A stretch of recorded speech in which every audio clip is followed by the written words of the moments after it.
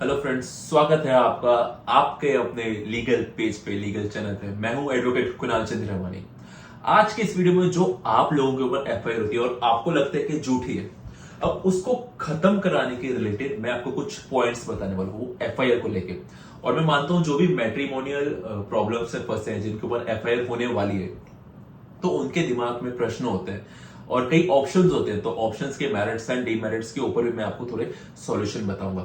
देखिए, पहली बात, अगर आपके ऊपर एफआईआर हो चुकी है और आप सोचते हैं कि खत्म कराने के लिए आप कॉशिंग में जाए, तो उस समय आपको किन चीजों का ध्यान रखना चाहिए और प्रैक्टिकल कॉन्सेप्ट कॉशिंग के स्टेज पे क्या होता है और किस तरीके से होती है ये, और किस तरीके से कॉशिंग नहीं होती है, आपको जजमेंट देने में मैं आसानी करवाने वाला हूं कि आपको कॉशिंग में जाना चाहिए कि नहीं जाना चाहिए। देखिए, आज कॉशिंग से रिलेटेड हर पहलू पर मैं आपसे डिस्कस करूंगा।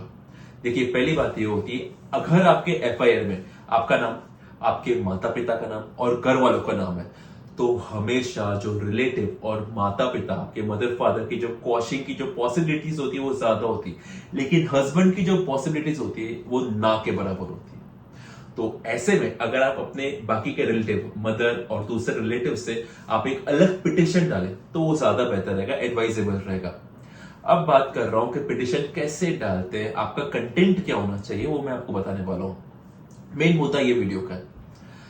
मेरे पास कई सारे कॉल आते हैं जो कहते हैं कि हमारे ऊपर एक एफआईआर हुई है जो पूरी तरीके से झूठी है। लड़की ने अपनी एफआईआर में जो कुछ भी लिखा है, उस एक एक लाइन, एक एक वर्ड का सबूत है कि ये सारे स्टेटमेंट्स झूठे हैं और हमारे पास प्रूफ है। हमको लगता है एफआईआर खत्म हो जाएंगे, इसलिए मैं क्वेश्चन में जाना चाहता हूं।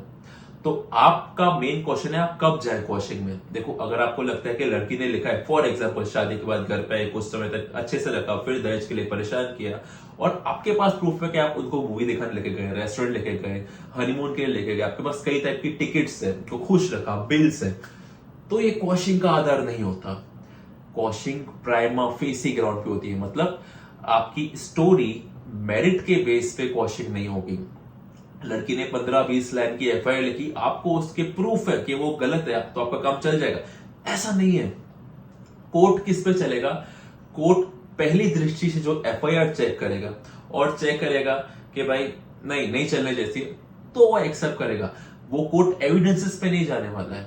ये ट्रायल का मैटर, एविडेंस पे जाना। क्वेश्चन का मैटर, एक बार ऐसे करके एफआईआर देखा, सोचा, हमको लगा कि भाई कोर्ट को लगा एफआईआर गलत है, तो वो रिजेक्ट कर लेंगे।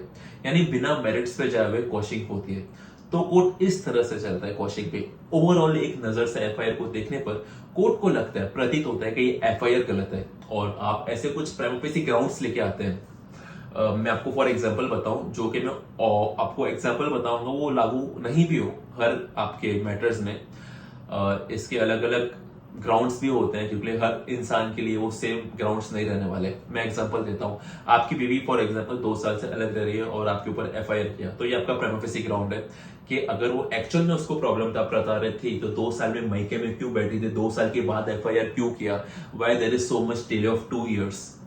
और या तो फिर आपकी पत्नी ने काफी समय डिवोर्स केस आपने किया, उसके बाद डिवोर्स केस का नोटिस मिलने के बाद एफआईआर दर्ज कराया 498 का। सो आप कह सकते हैं कि मैंने केस कराया, उसके काउंटर ब्लास्ट में ये एफआईआर हुआ, तो ये आपका दूसरा ग्राउंड भी हो सकता है। या कुछ ऐसी तारीख लिखवा दी, फलाना 15 अक्टूबर को उसने मेरे हस्बैंड ने मुझे मारा, ऐसा वाइफ ने लिख दिया। But at that point of time on 15 अक्टूबर आप तो थे बड़ौदा या आउट ऑफ स्टेशन थे, आप थे ही नहीं, 1000 किलोमीटर दूर थे। सो उस ग्राउंड्स पे आप स्पेसिफिकली कोर्ट समझती है और क्वेश्चन ले सकती है। और जिन चीजों पे कोर्ट को अंदर घुसना पड़े, मैटर के अंदर एनालाइज करना पड़े, मैटर को, सबूतों को देखना पड़े, वो मेरिट्स की होती है, वो ट्रायल कोर्ट का काम है। सो ट्रायल कोर्ट का काम हमारा हाई कोर्ट नहीं करेगी, क्वेश्चन में डायरेक्ट आपका रिजेक्ट होगी। सो आप जब भी क्वेश्चन में जाए, आप जो ग्राउंड्स बना रहे हैं, ऐसी कई चीजें हो सकती है आपके मैटर में, वो प्राइमा फेसी होनी चाहिए, और केवल तभी वो क्वेश्चन होगी, वो भी आपके रिलेटिव, बहन भाइयों की पॉसिबिलिटी है, आपकी पॉसिबिलिटी बावजूद उसके कम होती है। अब मैं आपको एग्जांपल देता हूँ, गुजरात हाईकोर्ट में मैंने एक मैटर फाइल किया। अब मैं काफी श्योर था कि हो जाएगा, बट रिजेक्ट हो गया वो। पूरी एफआईआर में जो एलिगेशन थे मम्मी पापा और बाकी के रिश्तेदारों पे थे, और मम्मी पापा बाकी के रिश्तेदारों पे पुलिस में हटा दिया था नाम, क्योंकि जो एग्जैक्टली एलिगेशन थे सिर्फ फैमिली पे थे, और पति पे कोई एलिगेशन नहीं था, ना एफआईआर में एलिगेशन था, ना कि चार्जशीट में एलिगेशन था।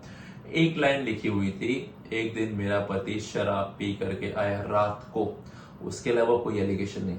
अब कोई एलिगेशन तो है नहीं, तो पति के अगेंस्ट मामला चलेगा कैसे? तो उसके अगेंस्ट भी गुजरात हाईकोर्ट में रिजेक्ट हो गई।